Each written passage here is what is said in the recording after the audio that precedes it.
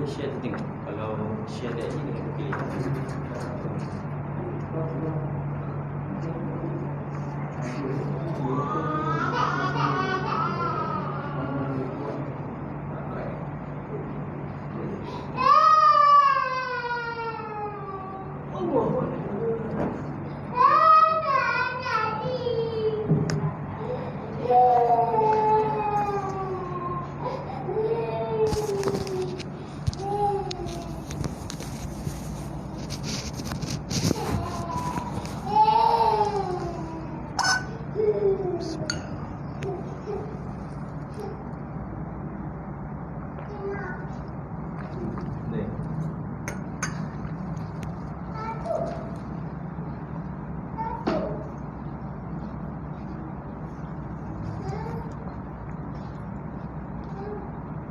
Assalamualaikum warahmatullahi wabarakatuh.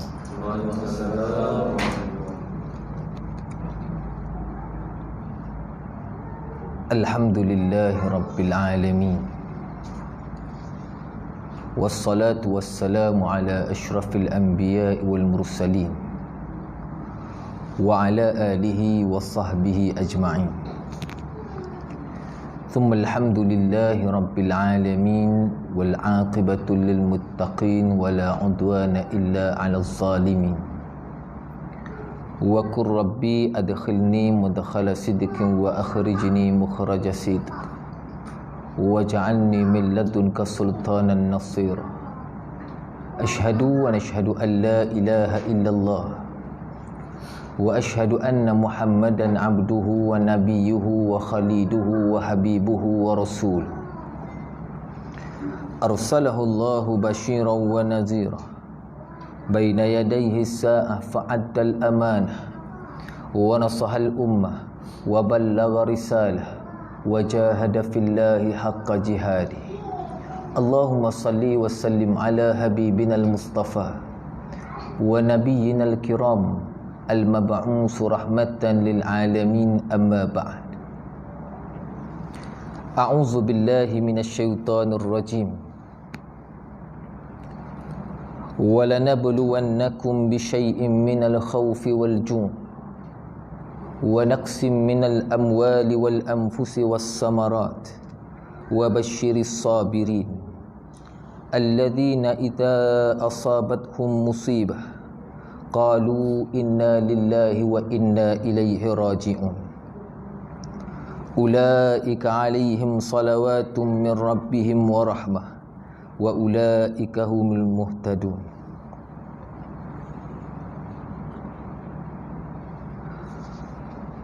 Demi sesungguhnya kami menguji kamu dengan sedikit perasaan takut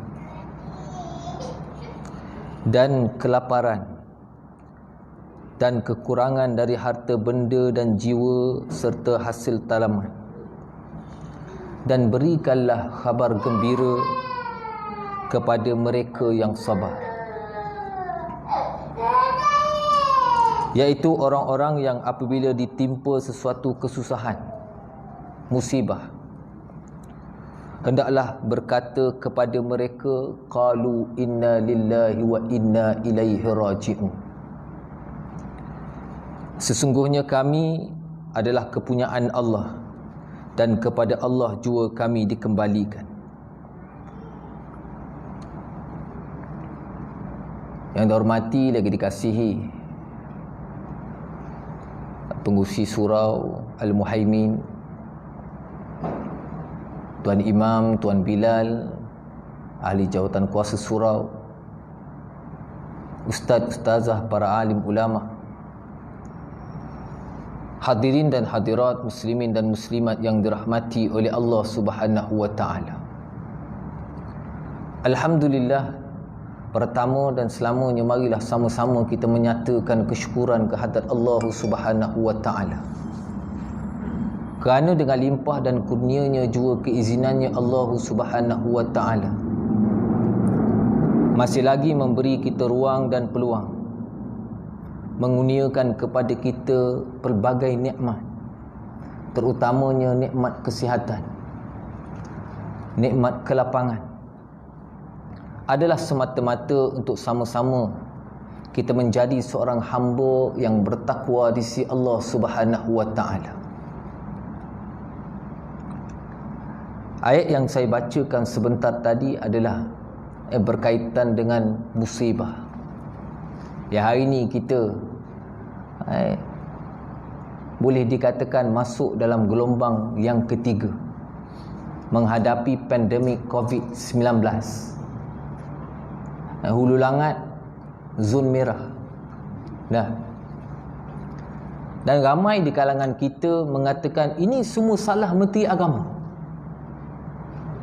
Sepatutnya bila di kalangan kita ditimpa musibah, Allah ajar kita kena sebut apa? Qalu inna lillahi wa inna ilaihi raji'un. Bila sahabat kita ditimpa musibah, kita kena bagi dorongan, sokongan. Bukan kita kata ini semua salah dia. Untuk makluman, hadirin dan hadirat, muslimin dan muslimat yang dirahmati oleh Allah Subhanahu wa taala. Ujian yang Allah kurniakan kepada kita adalah untuk menguji kesabaran. Yang pastinya kesabaran itu untuk mendidik kita menjadi seorang hamba yang kembali bertakwa kepada Allah Subhanahu wa taala. Menteri Agama yang dikatakan pergi ke Sabah, hari ini berlakunya PRN Sabah. Untuk makluman tuan-tuan, Menteri Agama pergi ke Sabah bukan kempen tuan-tuan, tapi atas tiket Menteri Agama. Yang hari ini kalau tak pergi salah, pergi pun salah. Bukan pergi sebab kempen tuan-tuan. Kalau hari ini kita nak katakan punca itu Menteri Agama, sebenarnya tidak tuan-tuan. Puncanya bila? Waktu awal tahun yang dulu sebelum berlakunya pandemik COVID. Yang COVID ini terkena kepada 2 orang Cina yang kita tempatkan di hospital Sungai Buloh. Itu nak dikatakan itulah punca asbab boleh sampai COVID pada hari ini. Tetapi pastinya semua ujian, musibah itu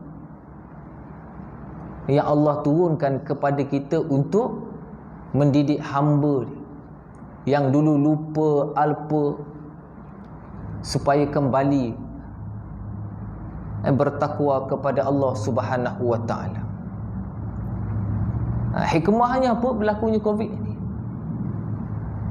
Kelab malam tak boleh buka. Orang tutup aurat. Dulu kalau tengok orang pakai pudah ni rasa janggal sangat. Hari ni rasa biasa. Siapa yang tutup muka jadi pelik, tak tutup muka jadi pelik pula.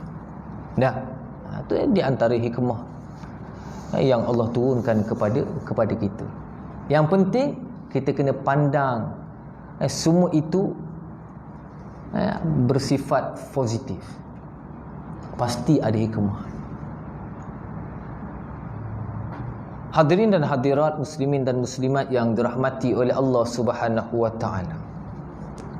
Pada yang lepas kita masih lagi dalam tajuk berpoligami. Masih lagi dalam tajuk berpoligami. Terkejut makcik. Poligami ni sangat sensitif kepada orang perempuan. Kerana persepsi itu sudah ditanam ke dalam minda umat Islam pada hari ini. Orang berpoligami itu negatif. Banyak menampilkan keburukan daripada kebaikan. Bila berpoligami akan wujudnya kezaliman demi kezaliman kepada para isteri. Itu persepsi. Sedangkan apa yang dinyatakan oleh Allah Subhanahu wa taala di dalam Al-Quran itu pasti ada hikmah tersendiri yang perlu dikaji, dicongkel oleh umat manusia. Yang sebelum ini kita berhubung dengan kepentingan peribadi yang berkaitan dengan poligami. Sebab apa dia boleh berpoligami? Di antaranya isteri mandul, sakit, tua dan sebagainya, menyebabkan isteri dibolehkan berpoligami. Hukum asal itu adalah harus, dan dia boleh bertukar mengikut keadaan, sama ada haram, harus, wajib ataupun sunat.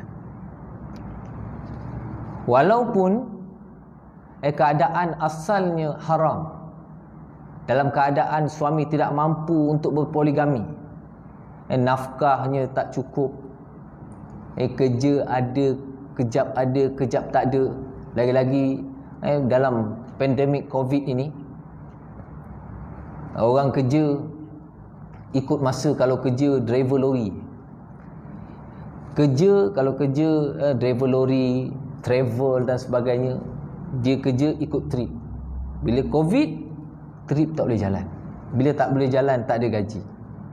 Tapi berkeinginan, tapi berpoligami, nak poligami, hukumnya haram.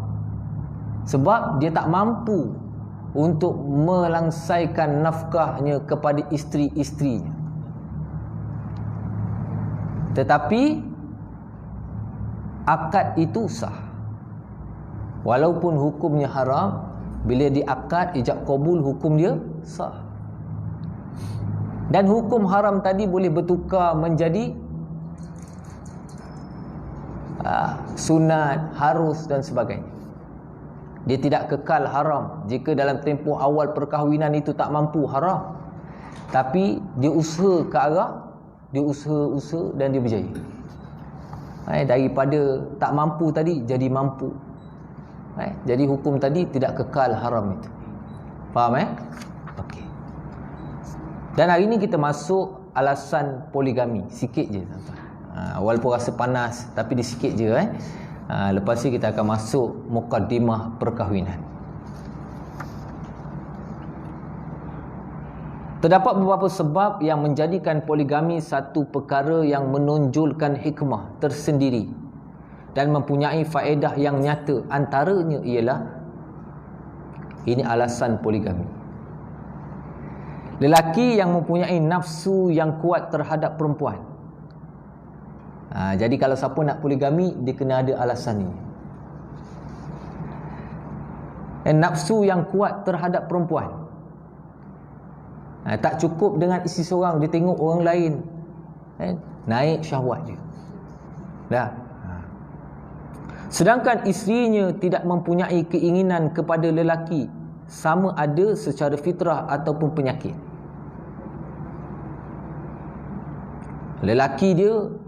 Lelaki dia berkeinginan, nafsu seks dia tinggi, sedangkan isteri dia tak ada perasaan pun, ataupun dengan sebab penyakit. Itu alasan dia untuk dia berpoligami.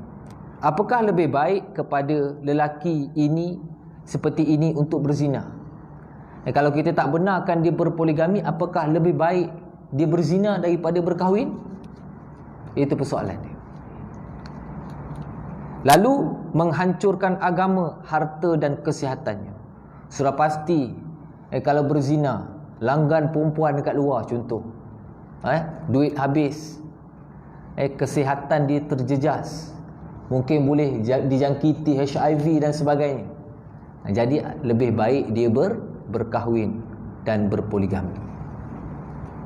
Atau membiarkan keinginannya terpendam dan menyiksa dirinya, kita biar aja.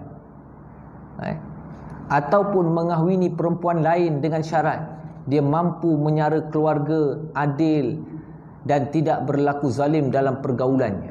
Jadi mana kita nak pilih?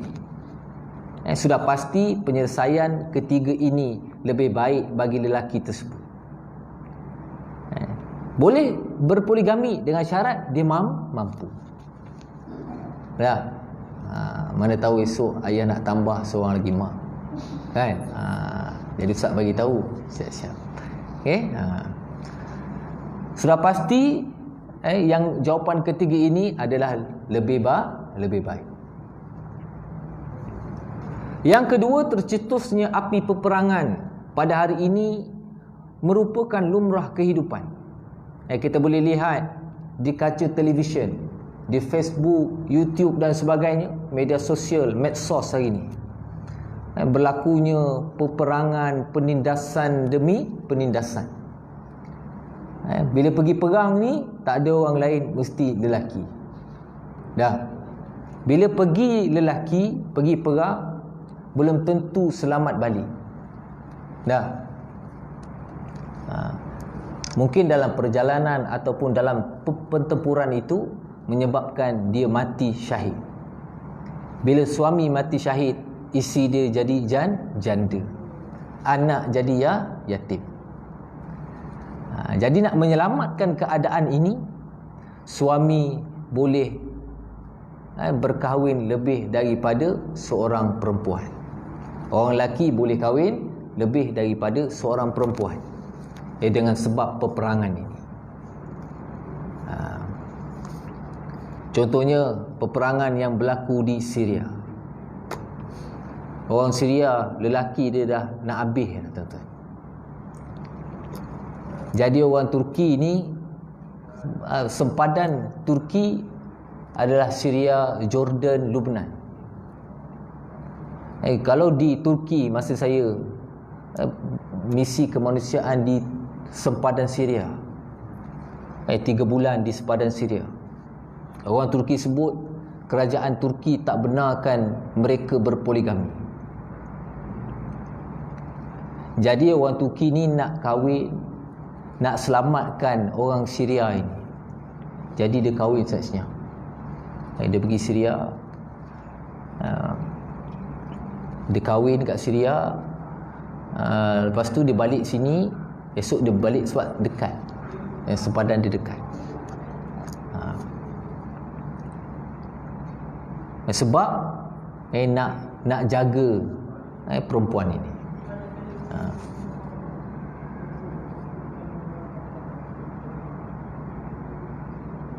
Kita tidak mampu menolak perkara yang benar dan logik apabila kenyataan poligami dalam keadaan ini sebagai suatu usaha yang bersifat kemanusiaan, yang dituntut oleh maruah dan keinginan naluri.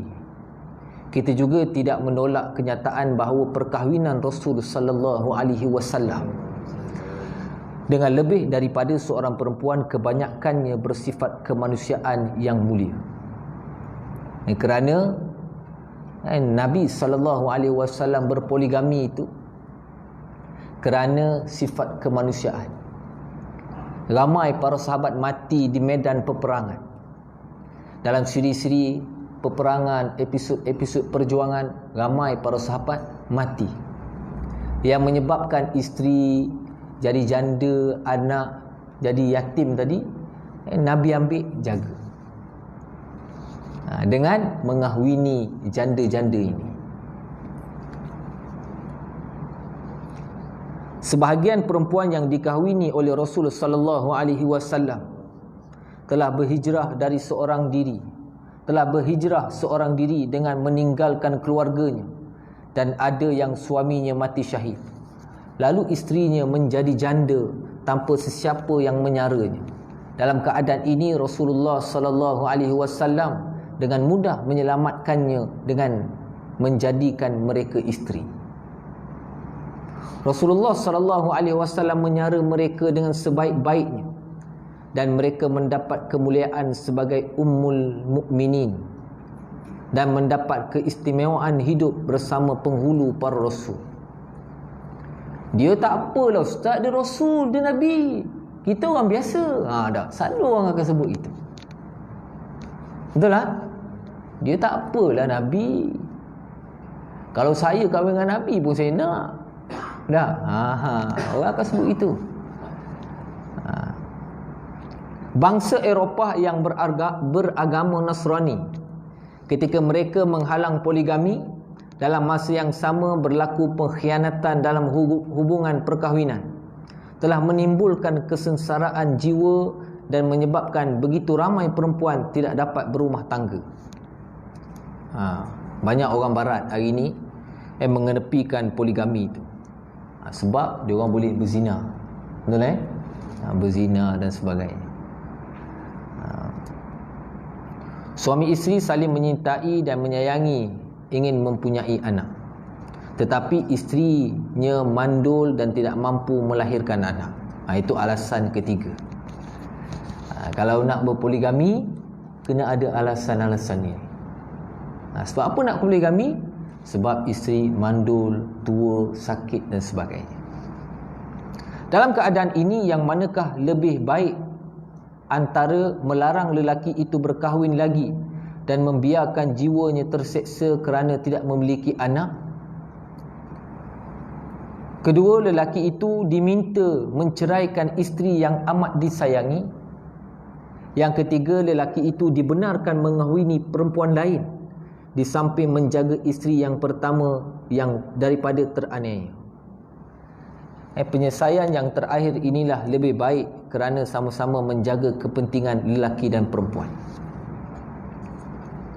Yang keempat, alasan berpoligami. Masyarakat yang mengharamkan poligami mendapati keadaan yang lebih bahaya daripada kemudaratan yang mereka sangkakan berlaku apabila berpoligami. Berlaku pelbagai kerosakan di kalangan mereka, pengkhianatan yang berleluasa dalam hubungan perkahwinan, serta mempunyai ramai perempuan simpanan. Keadaan ini mendorong cerdik pandai mereka menyeru agar poligami dibenarkan dan membantras kerosakan yang menghancurkan kehidupan sosial mereka. Masyarakat yang mengharamkan poligami ni pun akur di antara hikmah berpoligami itu, untuk menyelamatkan orang perempuan daripada biarkan lelaki ataupun suami ada perempuan simpanan terus melakukan perzinaan dan sebagainya. Penyalahgunaan hak-hak poligami oleh sebahagian manusia jahil tidak menenggelamkan hikmah poligami dalam Islam. Islam tidak bertanggungjawab atas kesan kebodohan dan kekejian yang dilakukan oleh golongan tersebut. Islam mengharuskan poligami bukan untuk dijadikan senjata untuk melukakan, yang membunuh dan pergaulan yang buruk terhadap isteri. Poligami disyariatkan sebagai menyahut keperluan manusia memelihara masyarakat individu serta menghapuskan perkara yang keji.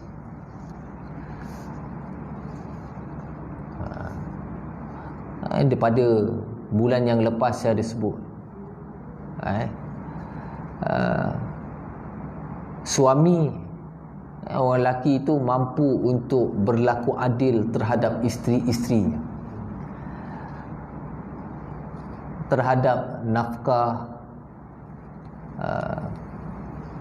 tempat tinggal, harta, dia mampu untuk berlaku adil. Tetapi dari aspek kasih sayang itu tidak boleh berlaku, tidak mampu untuk menyamaratakan keadilan itu. Jadi kena faham, Rasulullah sendiri pun tak mampu untuk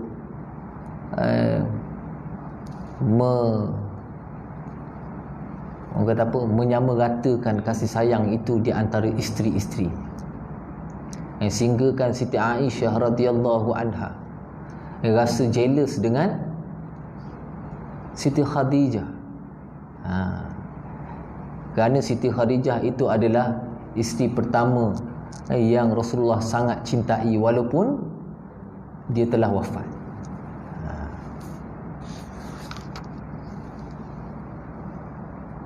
Okay, selesai bab poligami. Kena ingat tu Okay, kita masuk mukaddimah perkahwinan. Ini orang suka. Lelaki orang muda yang tak berkahwin nak kahwin, jadi dia suka berkaitan dengan perkahwinan ni, walaupun masih di bangku sekolah. Tingkatan 3, tingkatan 4, tu masing-masing dah seronok dah, rasa seronok dah nak berkahwin. Walaupun belanja tu mak bagi, tapi rasa nak kahwin. Hari ni anak-anak kita majoriti umur masuk sekolah menengah, sekolah rendah pun dah ada telefon sendiri. Jadi perlu, ibu bapa perlu memberi sepenuhnya perhatian supaya anak-anak ni tidak buat benda yang salah, akses benda lain, tengok porno dan sebagainya. Jadi kena pantau sebaik mungkin. Kerana kes rogol, gejala sosial di peringkat sekolah itu dah tinggi.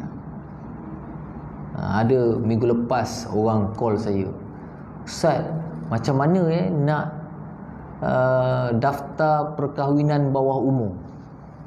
Saya kata, "Anak umur berapa?" "Anak umur 17." "Tunggulah anak umur 18. Kenapa nak awal sangat kahwin?"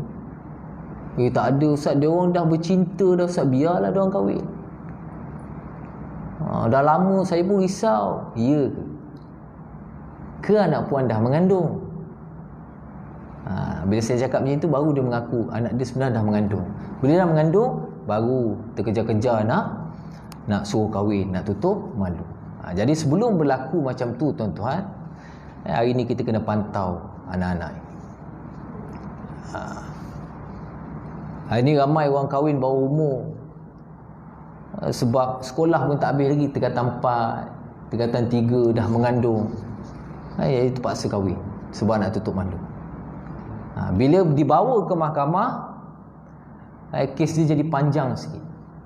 Boleh kahwin, tapi dia kena pergi saringan di KKM, nak tengok sama ada dia mengandung itu sebab suka sama suka ke ataupun rogol. Kalau mak ayah perempuan itu tak boleh terima, dia kata dia menafikan walaupun asalnya budak ini memang suka sama suka, tapi dia boleh dicas sebagai rogol. Jaga-jaga tuan-tuan. Bila rogol, gelaplah masa depan dia, masuk penjara dan sebagainya. Sekolah juvana kalau berumur. Dan perempuan ini akan dihantar ke Baitul Ihsan. Kalau di Selangor kita ada di bawah tajaan MAIS, di bawah kendalian MAIS. Mana-mana perempuan yang mengandung ataupun ada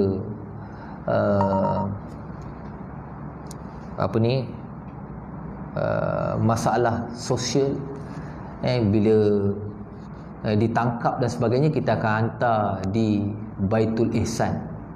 Itu untuk perempuan di Sabak Bernam, ataupun di Baitul Iman, itu untuk lelaki saja.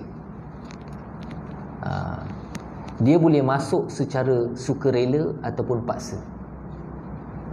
Kalau kita rasa anak kita mengandung,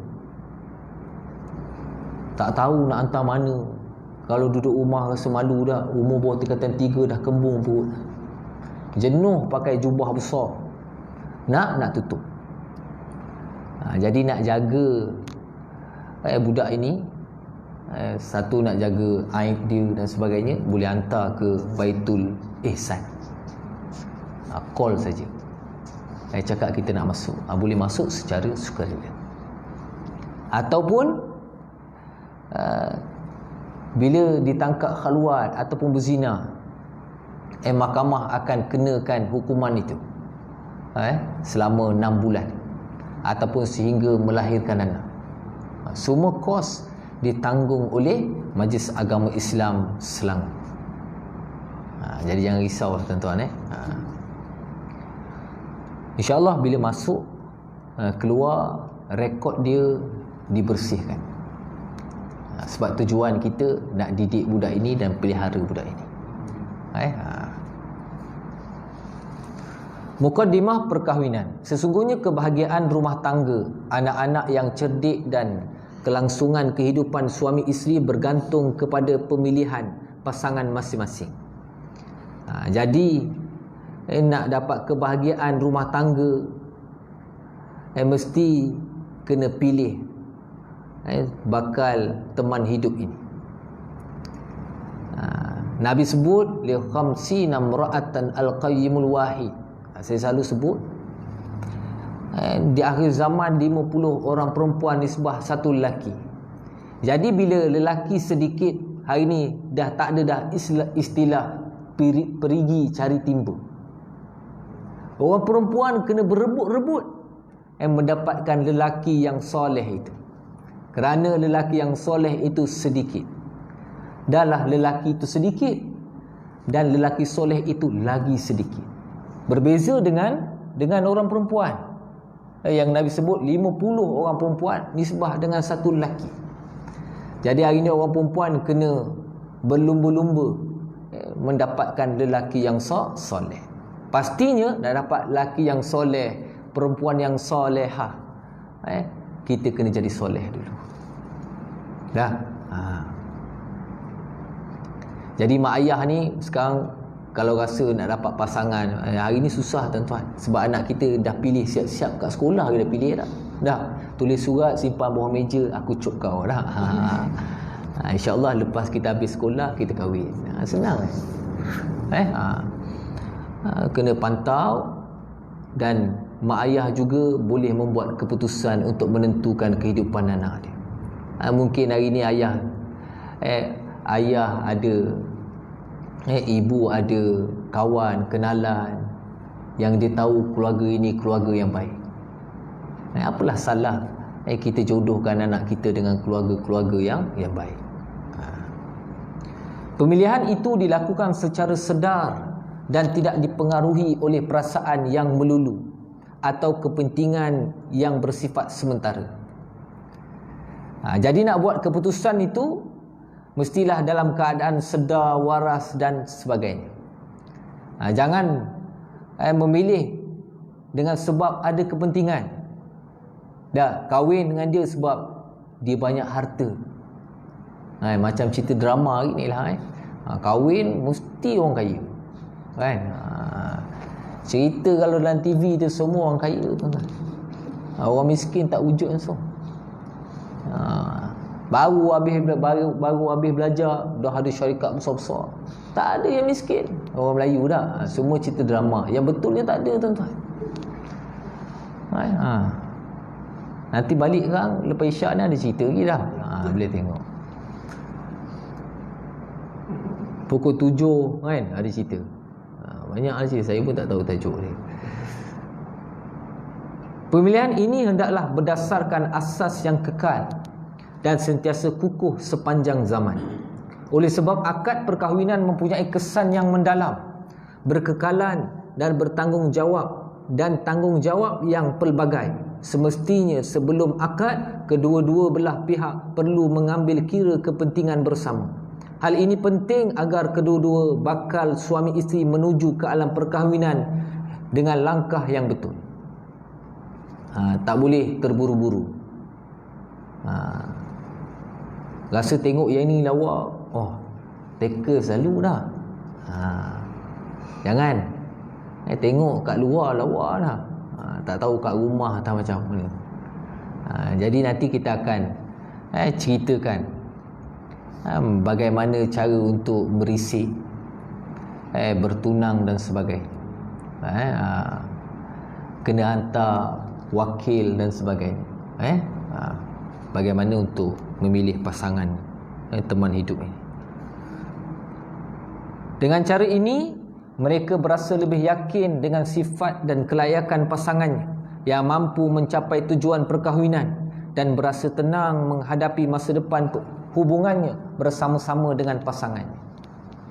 Yang pertama, cara mencapai matlamat perkahwinan.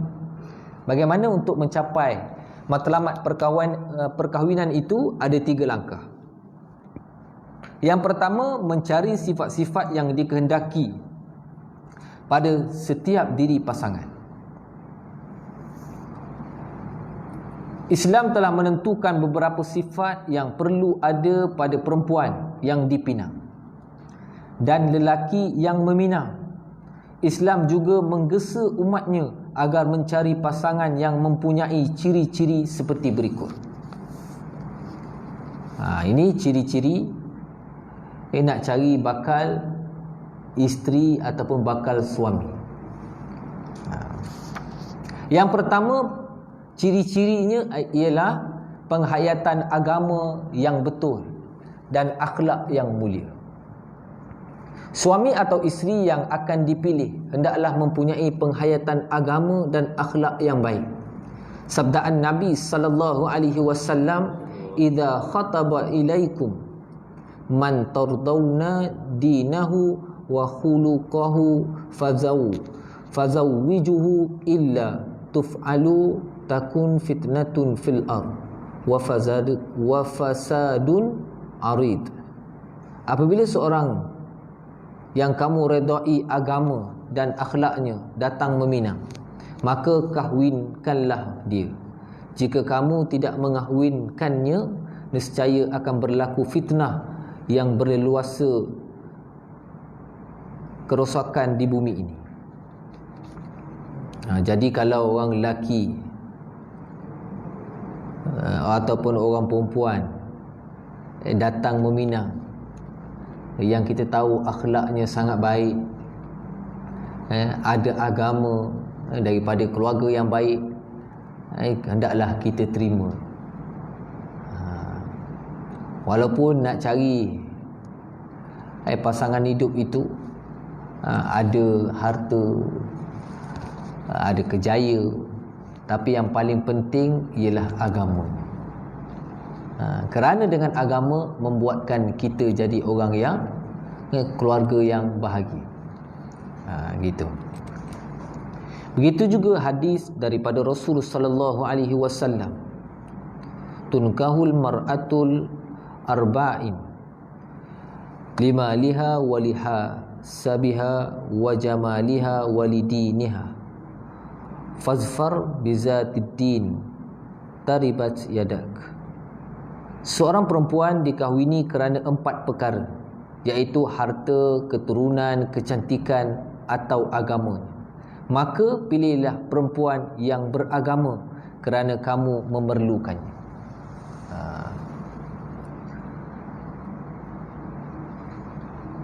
Kalau semua ada, lagi baik. Ada harta, ada rupa, keturunan yang baik, tapi yang lebih baik adalah agama. Tapi hari ini sebab pilih cantik, ramping, itu sebab banyak berlaku penceraian.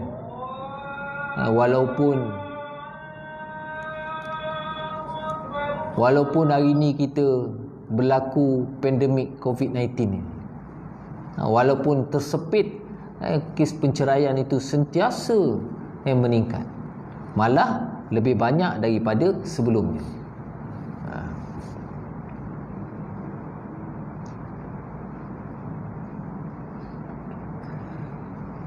Di antara hikmah pemilihan wanita yang beragama dan berakhlak ini kerana agama akan terus kukuh bersama-sama peredaran zaman. Agama itu kekal sepanjang zaman. Akhlak pula akan terus mantap bersama hari-hari yang berlalu di samping pengalaman hidup. Apabila setiap pasangan menjadikan agama dan akhlak sebagai asas pemilihan, ia lebih menjamin kelangsungan cinta dan kasih sayang yang berkekalan. Hal ini tidak pula bermaksud bahawa manusia tidak perlu mengambil kira faktor keturunan dan kecantikan. Perlu juga ambil faktor keturunan dan kecantikan. Dan yang lebih utama adalah agama. Keturunan pun penting. Tak boleh kahwin sepupu, adik-beradik susuan dan sebagainya. Jadi perlu kita tahu. Sebaliknya, ia bermaksud bahawa sekiranya ciri-ciri tertentu sahaja yang ada pada seorang perempuan, maka pemilihan berdasarkan agama adalah yang paling baik. Jika Jika kesemua ciri ini ada, maka itulah wanita yang paling baik untuk dijadikan pasangan. Itu untuk yang belum kahwin. Yang dah kahwin, macam mana? Kena tambah ilmu, kan? Jangan dah kahwin, aduh silap pilih, kan? Jenuh itu tak? Tambah pula bercerai.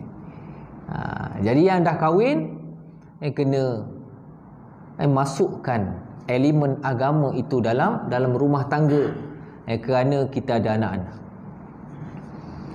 Kana mauludun yuladu ala fitrah fa abawahu aw yunassirani aw yumajjisani.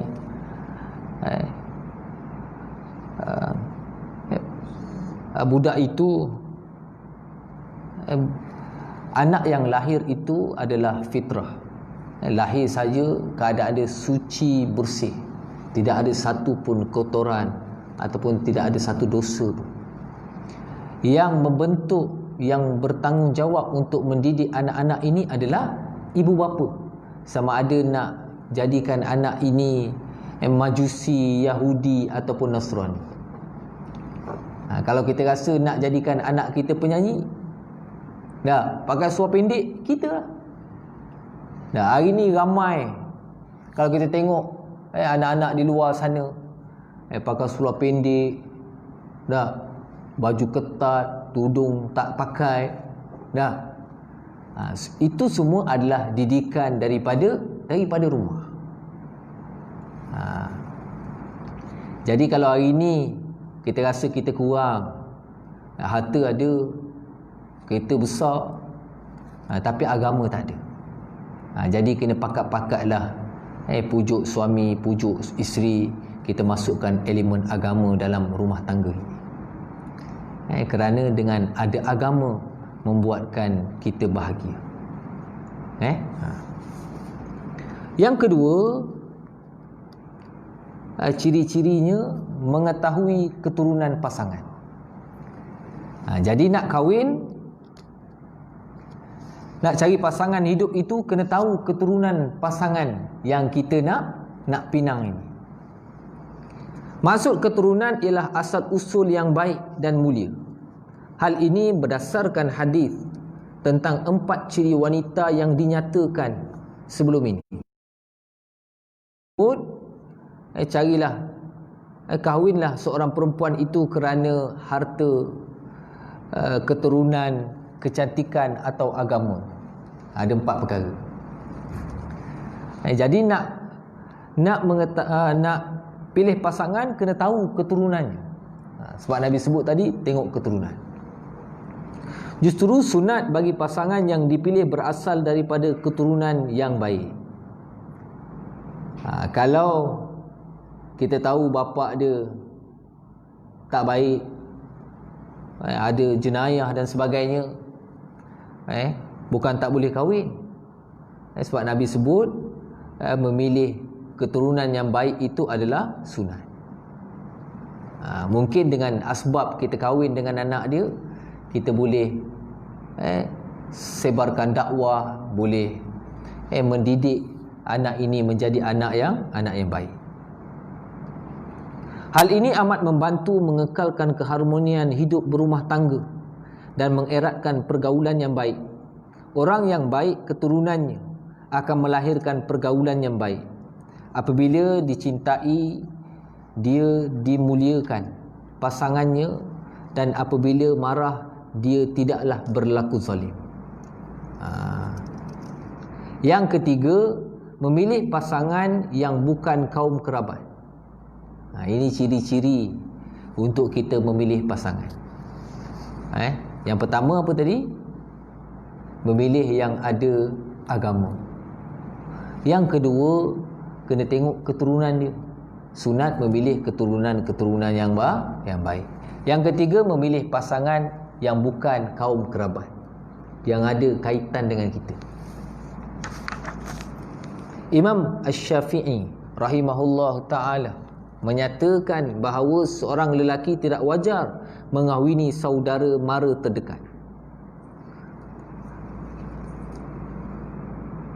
Al-Zanjani memberi alasan bahawa tujuan perkahwinan adalah untuk menyambung hubungan persaudaraan bagi mewujudkan sikap saling tolong-menolong dan bekerjasama.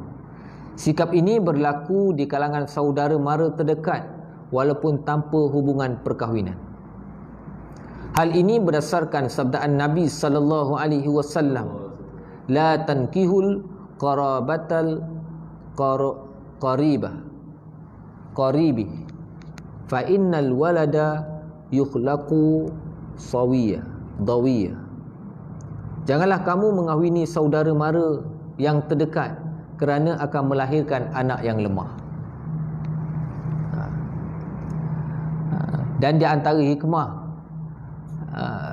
di antara sebab larangan mengahwini kaum kerabat ini, saudara mara ini, andai kata berlaku pergaduhan, perselisihan pendapat, bila berlaku seperti ini akan menyebabkan hubungan saudara mara itu terputus dengan sebab kegoncangan rumah tangga itu. Contoh kahwin saudara, lepas tu bergaduh, bercerai pula. Bercerai bukan suami isteri, sekali saudara mara bercerai. Itu di antara sebab yang dilarang untuk berkahwin dengan sebab kaum kerabat. Syekh Abdullah Nasir Ulwan dalam kitabnya Tarbiyatul Aulad berkata, sesungguhnya ilmu mengenai baka keturunan telah membuktikan bahawa perkahwinan dengan kaum kerabat menjadikan keturunan anak-anak itu lemah jasmaninya dan kurang kecerdikannya. Nanti boleh beli kitab Tarbiyatul Aulad, bagaimana cara mendidik anak. Nanti dia ada bagi tahu di dalam tu. Yang disebut kalau kita kahwin dengan sebab keturunan menyebabkan anak yang lahir itu lembab, kurang cerdik, mungkin cacat dan sebagainya. Itu di antara risiko kahwin kerabat. Ia juga boleh mewariskan kepada anak-anak itu sifat serta akhlak yang tidak terpuji dan adat-adat yang tidak dikehendaki. Hakikat ini telah ditekankan oleh Rasulullah sallallahu alaihi wasallam semenjak 14 kurun yang lalu, sebelum kajian-kajian ilmiah membuat apa-apa keputusan bagi melahirkan hakikat-hakikat ini. Ini merupakan satu mukjizat kepada Rasul sallallahu alaihi wasallam, kita yang ummi. Mukjizat yang boleh dihimpun bersama mukjizat-mukjizatnya yang hebat dan mempersonakan serta peringatan-peringatan yang jujur dan benar. Walaupun Nabi SAW itu seorang yang ummi, tak tahu, tapi bila di-guide, apa nak sebut, dipelihara oleh Allah Subhanahu wa taala, menyebabkan apa yang disebutkan oleh Nabi sallallahu alaihi wasallam itu benar. Bila mana Nabi dah sebut 1400 tahun yang lalu, hari ini dikaji sebab apa Nabi sebut gitu. Tak boleh kahwin keturunan. Bila dikaji, lahirlah hakikat-hakikat ini. Anak sindrom Down, tak pandai, lembab dan sebagainya, dengan sebab ada hubungan keturunan. Al-Syarbini menyebut dalam Syarh Al-Minhaj An-Nawawi, ini kerana keinginan syahwat terhadap saudara mara terdekat adalah kurang. Ialah daripada kecil dah kenal, main sama, mandi sama dan sebagainya, tiba-tiba besar kahwin. Jadi keinginan syahwat itu kurang. Tengok pun biasa macam adik-beradik dah. Walau bagaimanapun Ibnu As-Salah menyatakan bahawa hadis ini tidak mempunyai sumber yang muktamad, sebagaimana yang dinyatakan oleh Ibnu Athir dalam kitab An-Nihayah fil Gharib Al-Hadis wal Athar. Namanya ialah Usman bin Salahuddin Abdul Rahman bin Usman. Ini nama Ibnu As-Salah itu. Dia dilahirkan pada 577 Hijrah di negeri Syarkan dari daerah Irbil. Beliau berasal daripada kalangan kaum Kurdi dan bermazhab dengan mazhab Asy-Syafi'i. Apabila disebut syekh dalam ilmu hadis, maka dikendaki dengannya. Beliau mula belajar dengan ayahnya, kemudian melakukan rihlah ilmiah ke Mosul, Syam dan lain-lain. Merupakan seorang ulama yang terkenal dalam tafsir, ilmu hadis dan fiqh serta usul. Antara karya-karyanya ialah Mushkil Al-Wasit, Al-Fatawa, Ilmu Al-Hadis dan lain-lain lagi. Meninggal dunia pada tahun 643 Hijrah. Ini Ibnu As-Salah itu menyebutkan.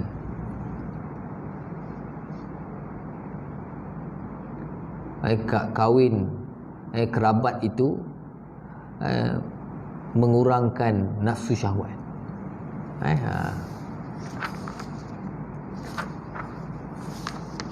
Yang seterusnya, memilih pasangan yang kufu, sekufu. Kufu bermaksud persamaan taraf lelaki dan perempuan dari pelbagai aspek. Menurut istilah syarak pula, kufu ialah persamaan antara lelaki dan perempuan, atau lelaki melebihi perempuan. Melebihi perempuan pada sifat-sifat yang tertentu, di mana ia menyebabkan menjadi kebanggaan kaum keluarganya dan boleh membawa kebahagiaan. Ada pendapat menyatakan kufu ialah suami yang sepadan dengan isteri pada kedudukan sama dalam masyarakat, akhlak dan kekayaan. Memilih pasangan yang kufu, setara. Kalau suami itu pangkat pegawai, kalau isteri pegawai, suami pun kena pegawai. Bukan kena, sepatutnya. Lebih baik memilih yang sekufu. Sebab sebenarnya orang lelaki mesti kena lebih daripada perempuan. Sebab lelaki ini adalah pemimpin, ketua keluarga.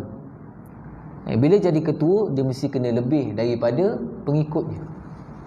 Betul ini suami pula minta duit isteri, kan?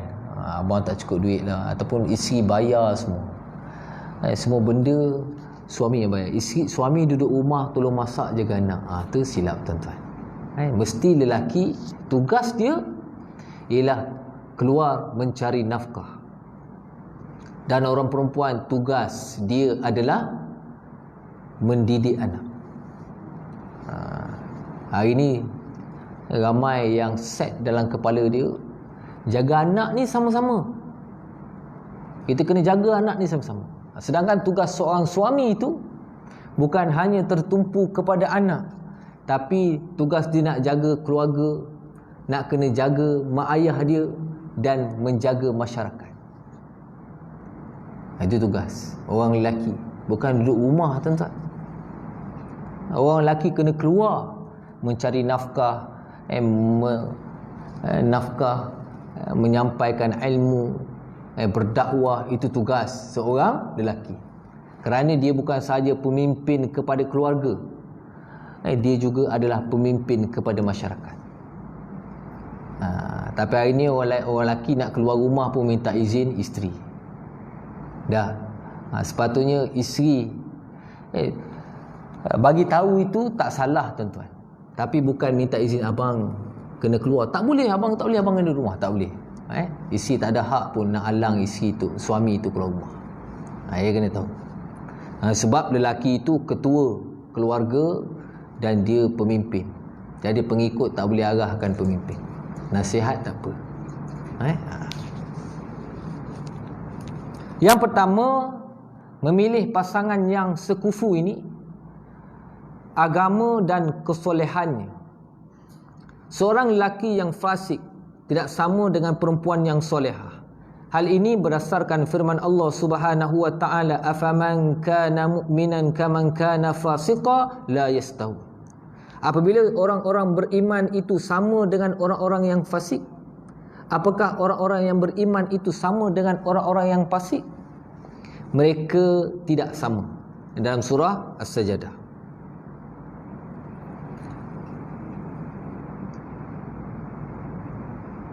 Yang kedua, memilih pasangan yang sekufu dari segi pekerjaan. Seorang yang mempunyai pekerjaan bertaraf rendah seperti tukang sapu, tukang bekam, pengembala ternakan, pencuci tandas adalah tidak sekufu yang mengahwini anak perempuan seorang ilmuwan, hakim atau ahli perniagaan. Dia tak sekufu. Tapi boleh kahwin tak? Boleh. Kalau boleh, kita nak kahwin orang kaya dah. Senang duduk, senang hidup. Tapi Nabi sebut kena memilih pasangan yang sekufu, kerana dengan sekufu itu akan mewujudkan kebahagiaan dalam rumah tangga.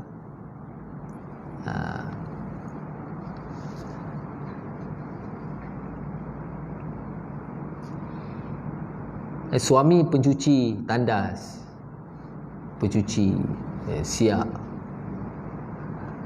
isteri pangkat besar pegawai, pengurus syarikat dan sebagainya. Sudah pasti ketokohan sebagai ketua keluarga itu tak ada. Jadi dia nak arah isteri dia pun, isteri dia pandang sebelah mata, tuan-tuan. Aku dekat office, aku ketua, tiba-tiba balik rumah pencuci tandas arah aku. Rasa siap dengar tak? Bila berlaku perkara ini, jadi wujudnya perbalahan, kerosakan dalam rumah tangga. Tapi ada je tuan-tuan, ada je.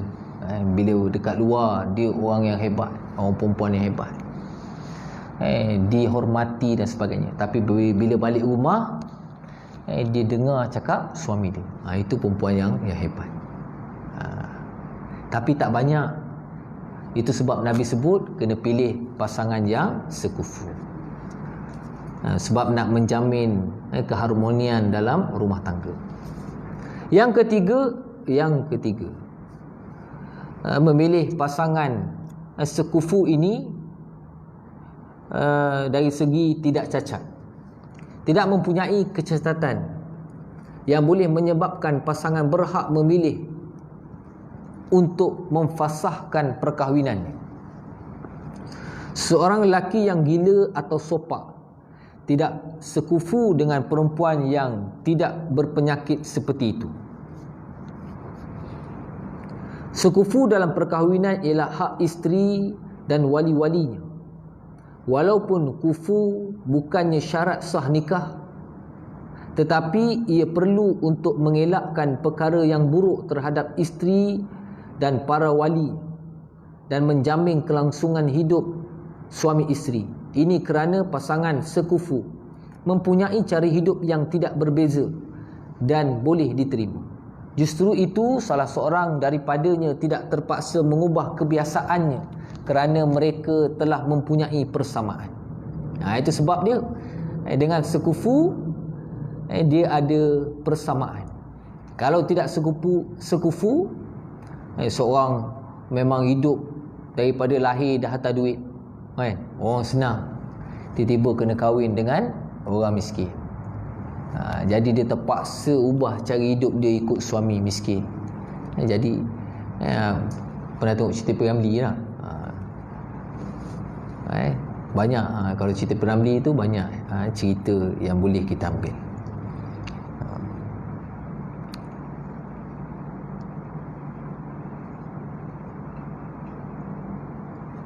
Jumhur fuqaha menganggap sekufu adalah syarat sah nikah.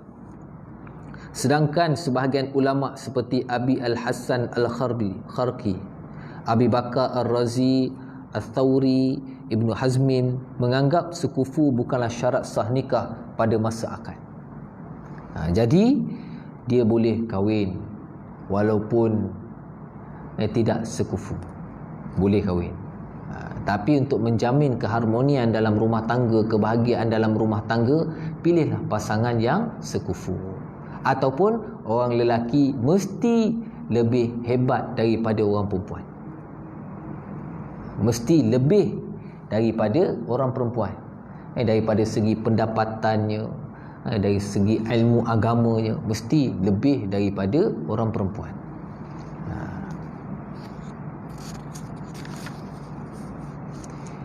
Ini kerana sekufu merupakan hak perempuan dan walinya. Sekiranya mereka reda menggugurkannya, maka ia tidak perlu dipertikaikan. Kalau saling reda meredai, orang perempuan ni kata tak apalah,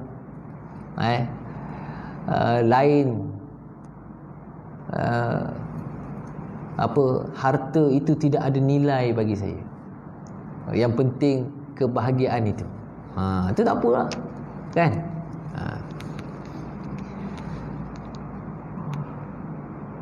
Hal ini berdasarkan hadis Rasulullah sallallahu alaihi wasallam. Pilihlah tempat yang baik untuk meneruskan keturunanmu, dan kahwinlah mereka yang sekufu, dan kahwinlah mereka. Yang seterusnya, mengahwini anak dara. Itu ciri-ciri untuk memilih pasangan. Mesti anak dara. Maksud anak dara ialah perempuan yang belum pernah berkahwin. Hal ini berdasarkan hadis Rasulullah sallallahu alaihi wasallam. Alaikum bil abkar fa innahunna a'zabu afwahan wa antaqu arhaman wa arda bil yasir. Hendaklah kamu berkahwin dengan perawan, kerana mereka lembut tutur katanya dan melahirkan anak yang ramai serta reda dengan yang sedikit. Itu sebab Nabi sebut kena pilih anak dara. Sebab anak dara ini tak ada pengalaman lagi berkahwin, jadi dia tidak banyak memilih. Tak cerewet lah.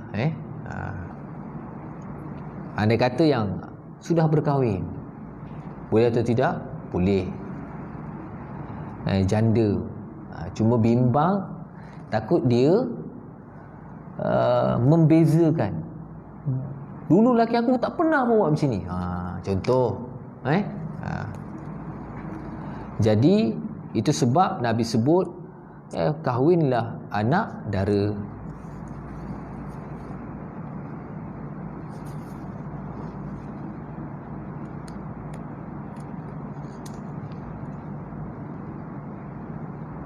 Begitu juga hadis daripada Jabir radhiyallahu anhu, katanya, aku telah berkahwin dengan seorang perempuan pada zaman Rasul sallallahu alaihi wasallam. Aku menemui Nabi sallallahu alaihi wasallam, lalu baginda bersabda, wahai Jabir, adakah engkau telah berkahwin? Aku menjawab, ya. Nabi bertanya lagi, anak dara atau janda? Aku menjawab, dia seorang janda. Nabi SAW pun bersabda, mengapa engkau tidak mengahwini anak dara supaya engkau boleh bergurau senda?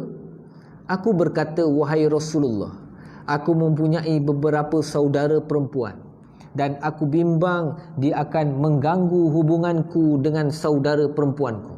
Nabi pun bersabda, jika begitu tidak mengapa. Sesungguhnya seorang perempuan dikahwini kerana agama, harta dan kecantikannya. Maka pilihlah perempuan yang kuat pegangan agamanya, kerana yang itulah yang engkau merasa amat seronok. Jabir ini kahwin dengan janda. Nabi kata, kenapa tak kahwin dara? Sebab dia bimbang anak-anak saudara perempuan dia mengganggu isteri. Jadi nak sebut boleh kahwin dengan janda. Nabi sebut boleh kahwin mana-mana perempuan, yang penting ada agamanya. Sunat pasangan itu anak dara yang belum pernah berkahwin, kerana jiwa manusia sememangnya senang bermesra dengan pasangan yang belum pernah dipunyai. Itu sebab. Antara faedah ini ialah bagi melindungi keluarga itu daripada apa yang boleh mengeruhkan suasana hidupnya, serta boleh membabitkannya dalam permusuhan dan pertengkaran yang boleh menyebarkan pelbagai masalah. Pada masa yang sama, perkahwinan itu boleh mengeratkan hubungan kasih sayang antara kedua suami isteri disebabkan tabiat semula jadi anak dara. Perasaan kasih sayang serta kemesraan terhadap orang yang pertama dalam hidupnya sebagai suami yang dikenali serta berhubungan rapat dengannya. Sebaliknya, dengan perempuan yang pernah berkahwin, janda, berkemungkinan ia tidak mendapati pada suami kedua kemesraan yang cukup, kasih sayang dan hubungan rapat serta jujur antara kedua-dua hati mereka.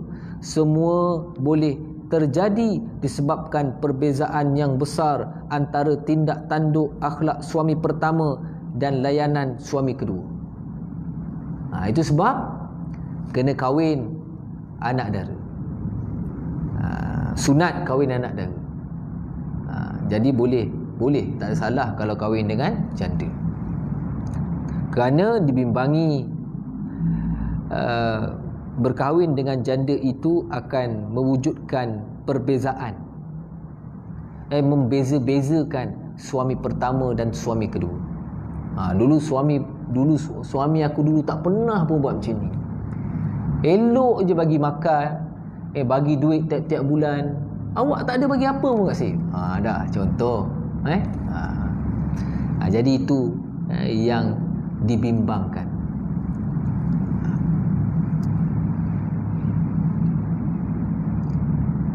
Seterusnya, mengahwini perempuan yang subur. Itu ciri-ciri yang kita nak cari sebelum berkahwin. Perempuan yang subur. Seorang perawan dikenal pasti kesuburannya melalui kaum keluarganya. Kita tengok keluarga dia, adik-beradik berapa? 9, 12. Ada kawan saya 18 adik-beradik dia. Bila saya tanya suruh kira, sebut seorang-seorang, lupa tuan-tuan. 18. Kalau masa PKP ni nak balik rumah, kena ikut jadual. Kalau balik semua, habis kena sebut. Lebih daripada yang ditetapkan oleh KKM. Masa raya hari tu lah. 18 kali 2 dah 36. Tak masuk lagi cucu-cucu semua kan.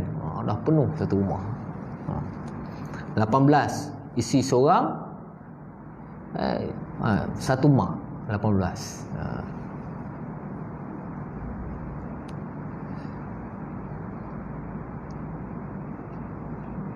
Orang sekarang ni jarang dapat paling banyak 5.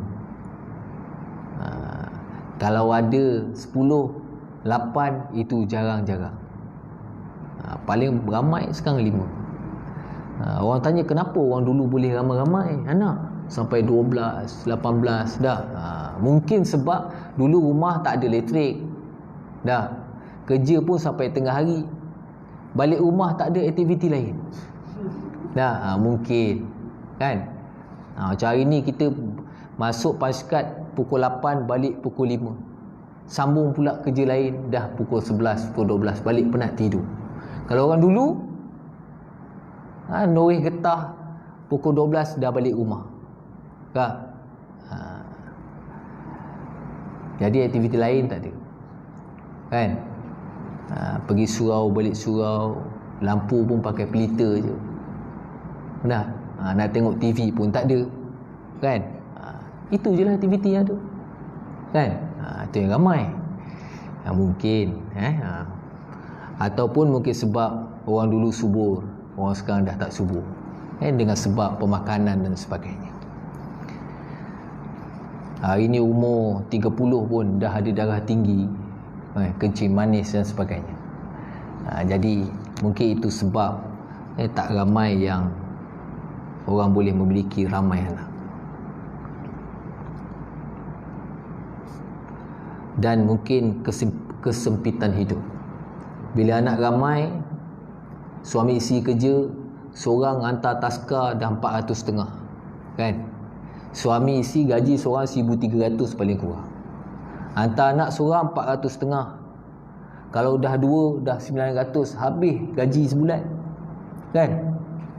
Isteri kata cukuplah bang dua, kan? Nak beli pampers sebulan paling kurang 100 habis. Pampers saja 100.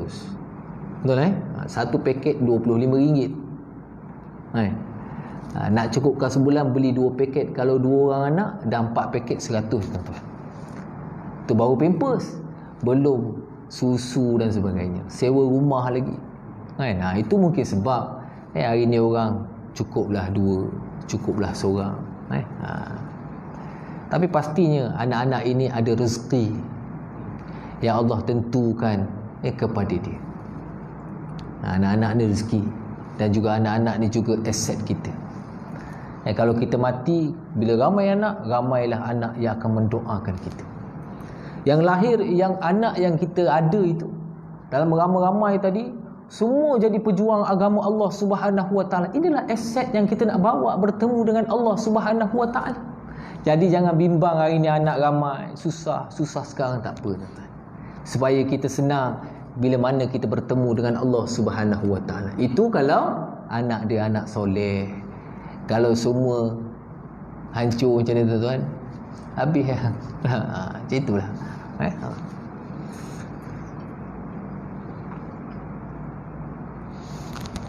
Okey. Yang kedua, melihat pasangan yang dipinang. Boleh sikit lagi, sikit lagi.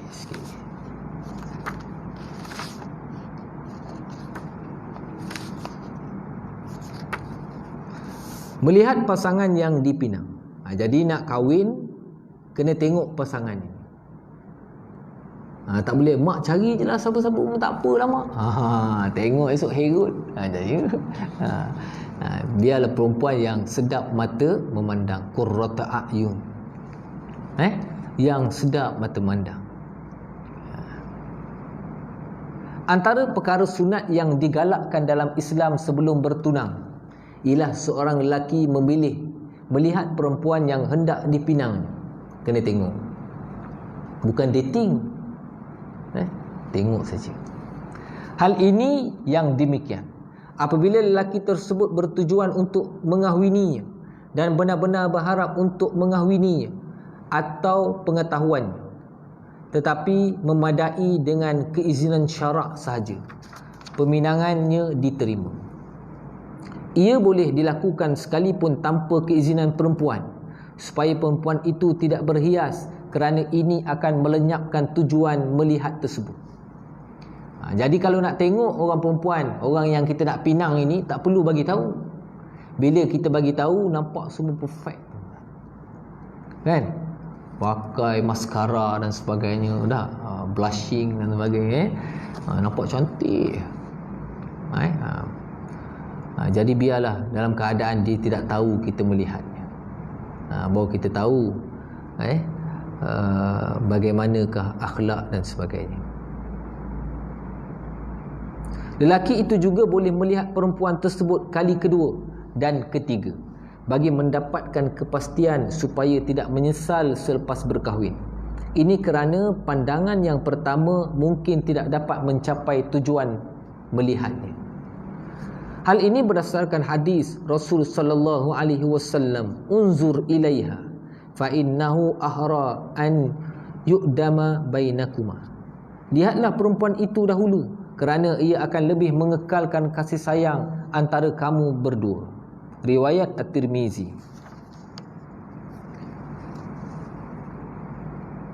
Okey. InsyaAllah pada episod akan datang kita akan masuk had pandangan. Bagaimanakah had pandangan yang dibenarkan oleh syarak. Okey. Ada soalan?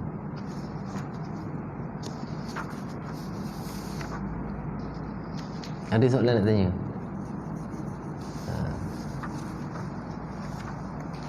Kalau ada soalan boleh tanya, saya boleh jawab. Kalau boleh jawab, saya jawab malam ini. Kalau tak boleh jawab, saya bawa ke bulan hadapan. Dan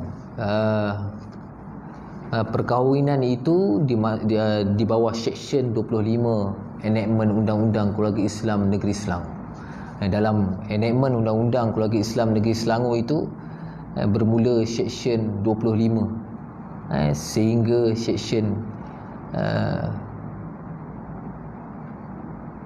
ada banyak seksyen.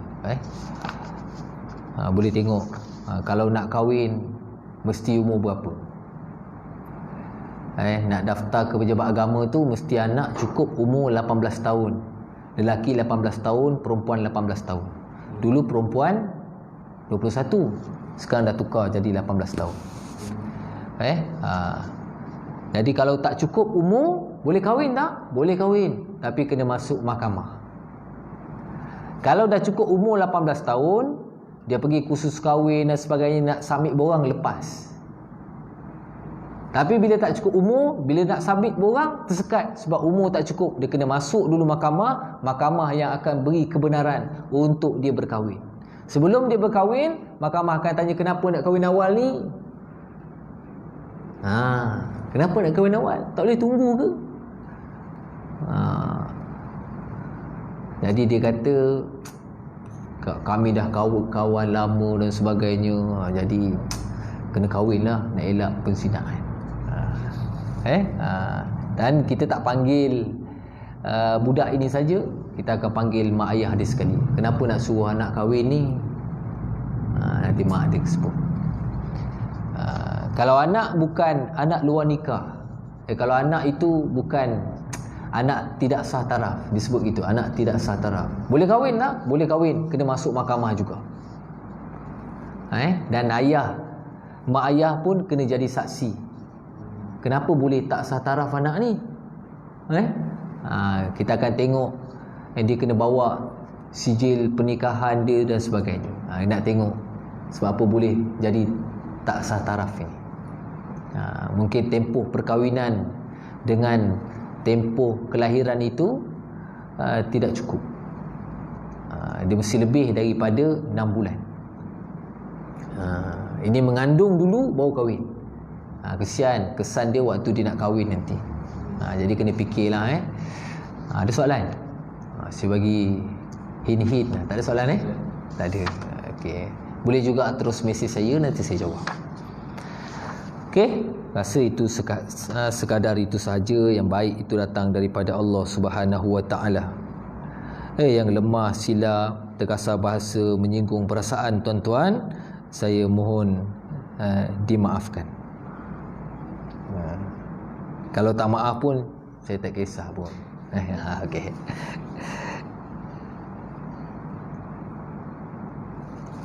A'udzubillahi minasyaitonir rajim. Bismillahirrahmanirrahim.